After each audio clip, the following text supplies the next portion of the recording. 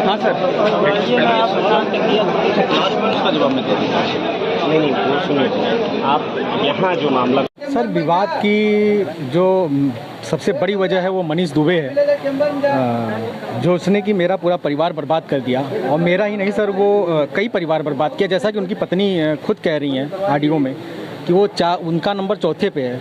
तो वो सर उसका वो इसी टाइप का आदमी है कि सर उसका ये लक्ष्य रहता है कि परिवार बर्बाद करना, जिसके लिए सर मैंने उसकी शिकायत की थी और उस प्रकरण को सरकार ने संज्ञान में लिया।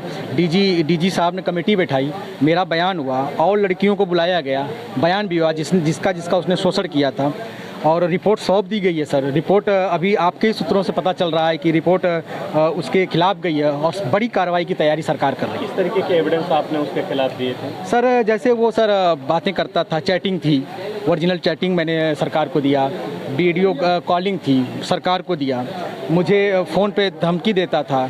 और कॉलिंग किसके बीच थी? ज्योति मौर्य और मनीष दुबे के बीच में थी। सारे एविडेंस मैंने जो भी थे मेरे पास सब कुछ मैंने वहाँ सौंप दिया था, उसी को विचार करते हुए कार्रवाई की। बयान कब आपका ये दर्ज हुआ था, कब ये साक्ष्य आपने उपलब्ध? सर हमारा ये बयान 3 जून को दर्ज हुआ था। और उसके बाद क्या कार्रवाई की मांग? सर फिर मुझे लेटर आया, मुझे बुलाया गया और टीम जो गठित हुई थी उसने मेरा पूरा बयान लिया, लिखित बयान लिया और सारे एविडेंस लिए और सर उसके बाद ये जो कार्रवाई हो रही है। आप ये जो मामला है जिस स्टेज पर पहुंचा है इसको कैसे देखते हैं? सर मैं यही चाहता हूं कि सर जो भी दोषी हैं उनके ऊपर सख्त से सख्त कार्रवाई हो जाए, क्योंकि मनीष दुबे ने एक परिवार नहीं कई परिवार बर्बाद किए हैं। जैसा कि हमारे एक संपर्क में हमारी एक बहन ही कह लीजिए, अमरोहा की होमगार्ड है, उसने भी मुझसे संपर्क किया और मुझसे रो के कहने लगी कि भैया वो रोज़ मुझे रात को बुलाता था, मैं नहीं जाती थी तो मुझे निलंबन बर्खास्त कर देता था। उसने अपना लेटर दिखाया, उसने आज ही नहीं 1 साल पूर्व डीजीपी साहब को और कई जगह शिकायत किया था, लेकिन उसके ऊपर कोई कार्रवाई नहीं हुई। और उसने मुझे लेटर लिख के भेजा और मीडिया को भी लेटर दिया कि अगर मनीष दुबे के ऊपर पहले ही बड़ी कार्रवाई हो गई होती तो आज आलोक भैया का घर टूटने से बच गया।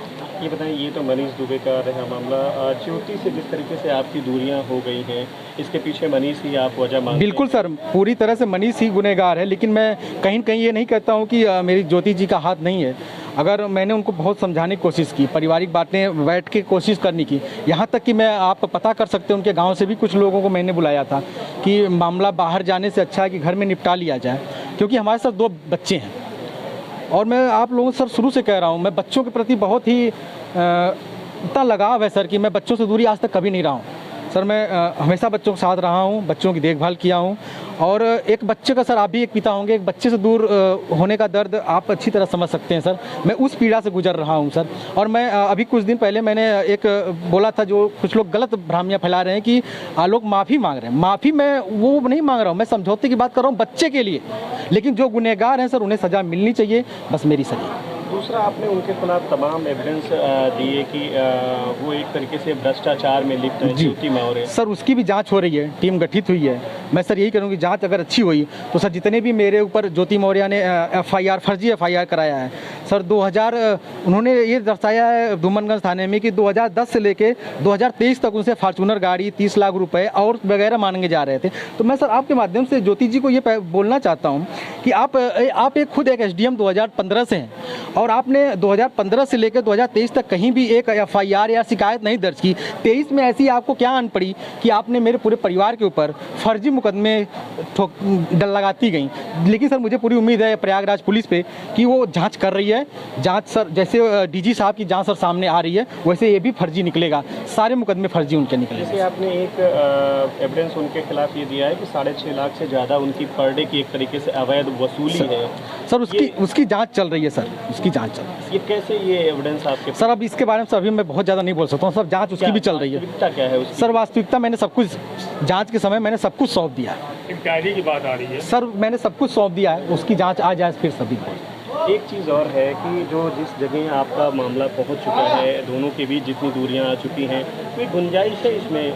सर गुंजाइश मैं बार बार शुरू से ही कह रहा हूँ कि मैं बच्चों के लिए समझौते करूँगा, लेकिन जो गुनहगार हैं उनके लिए समझौते नहीं करूँगा।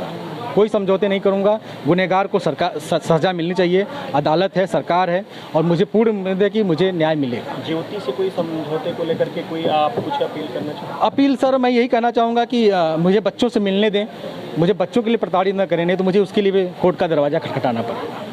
ज्योति से कोई समझौते की गुंजाइश है अभी? सर मुझे तो नहीं लगता कि परिवार बचाने के लिए सर, अगर वो चाहती हैं, अगर वो परिवार को एक करना चाहती हैं तो सर मैं एक बार बात करने को तैयार हूँ, क्योंकि परिवार सर बहुत महत्व रखता है, क्योंकि इसमें हम दोनों के झगड़े में ये जो न्यायालय में यहाँ पर मामला चल रहा है, इस मामले का क्या स्टेटस है? सर आज तो सर हमारे इसके बारे में सर हमारे ज़्यादा अधिवक्ता साहब जी जानकारी दे सकते हैं। कब इसकी तारीख लगी है? सर 18 जुलाई को लगी है सर। आज ज्योति को आना था यहाँ पर? हाँ, ज्योति को आना था सर, अब बता नहीं सकता कि वो आई कि नहीं आई। मैं उपस्थित हुआ हूँ, अपना पक्ष रखा हूँ और कापी निकलवाने की गुजारिश किया हूँ। ठीक, थैंक यू।